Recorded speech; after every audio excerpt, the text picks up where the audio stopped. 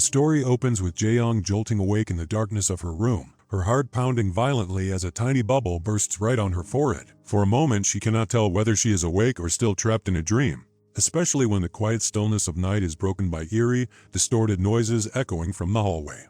Driven by a mix of fear and curiosity, she slowly pushes her door open, only to freeze when she spots her sister In-young standing in the corridor, but something about her is terribly wrong. Instead of walking naturally, she is limping in uneven circles, her body moving in a grotesque rhythm, and from the dim lighting, it looks almost inhuman. Jae-young's heart tightens with dread as she wonders whether she is looking at her sister or at some demonic figure copying her form. Even recognizing her face brings no comfort, because in the next moment, the creature leaps onto her, forcing her to the ground, strangling her while cackling with a chilling, distorted laugh. Jae-young thrashes helplessly until she awakens again, gasping for air and realizing the entire horrifying encounter was just another nightmare. Her stepsister rushes to calm her trembling body, but even with comfort, the unsettling images cling to her mind. Soon after, we learn that Jae-young is part of a small supernatural investigation club. She hops onto a video call with her friends, all led by Jiho, an enthusiastic boy obsessed with the idea of viral fame.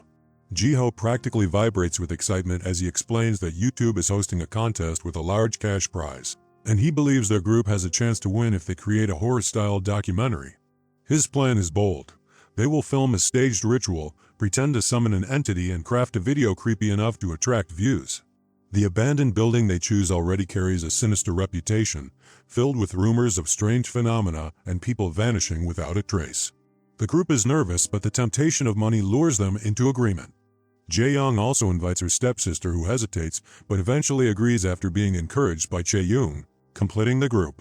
When they reach the basement of the old structure, they immediately sense the heavy atmosphere wrapping around the place. In the center of the room lies a massive tank brimming with murky, ink-black water, radiating an unsettling presence.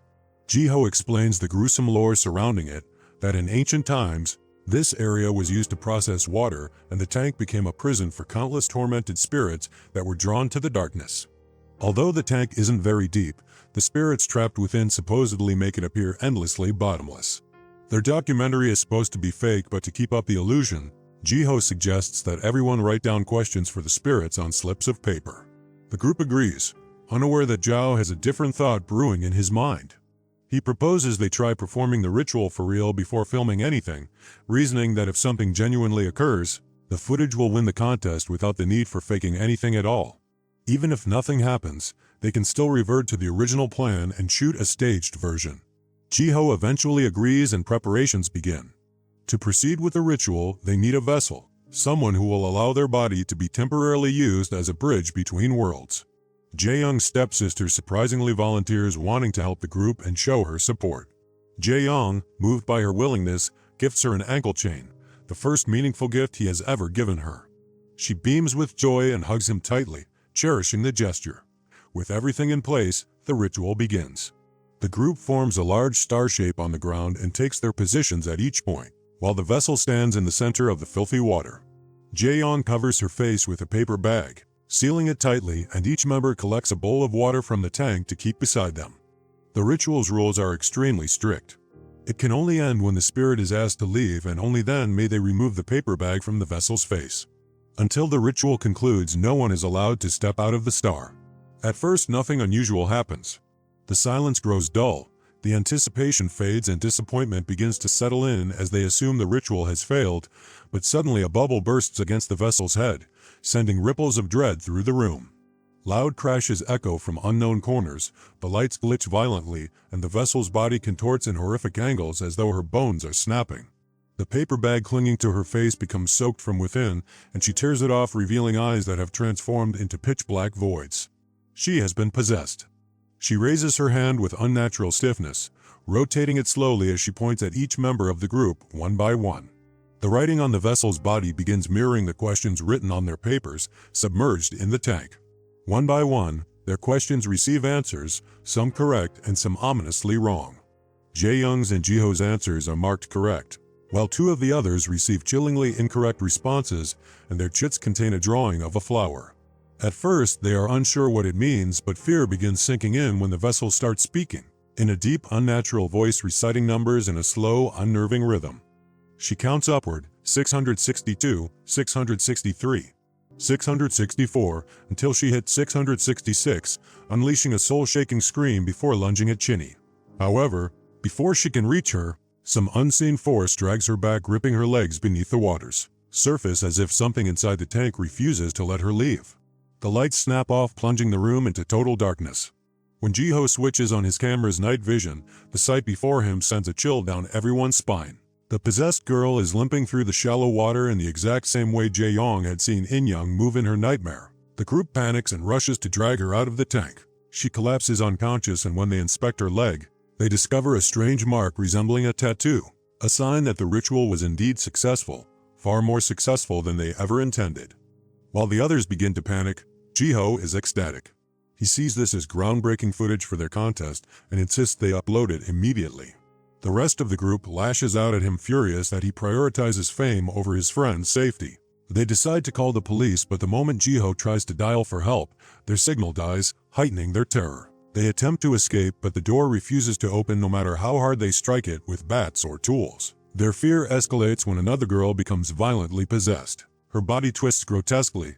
She slams her head against the metal door repeatedly until blood pours down her face, and then she picks up a baseball bat and demands that they kill her. When they refuse, she charges at Suwoo, the vessel used earlier. The group fights back to save her, and in a moment driven by panic, Jiho smashes the possessed girl's head with the bat. She dies instantly, leaving everyone horrified not only by her death, but also by the realization that Jiho killed her far too willingly. Suspicion grows when a friend secretly reads the question on the dead girl's chit. It asked, "Will I be able to escape, Jiho?" And the answer was no. This reveals a haunting truth. The girl had been involved with a teacher, and Jiho had recorded their private moments to blackmail her. When she tried to break free from his threats and told him she would go to the police, which would expose him instead, Jiho began to pursue her relentlessly. This confrontation sets the stage for tragedy. Returning to the present, Jiho desperately tries to convince the group that her death was an accident, but before they can process anything, the lights flicker again and Jiho vanishes into the darkness. When the lights return, he is sitting motionless, gripping a knife, before suddenly charging at one of the men in a crazed frenzy. They manage to subdue him and tie him with ropes. In the midst of chaos, Jae-young begins to reread the ritual book, realizing with growing horror that they made a grave mistake.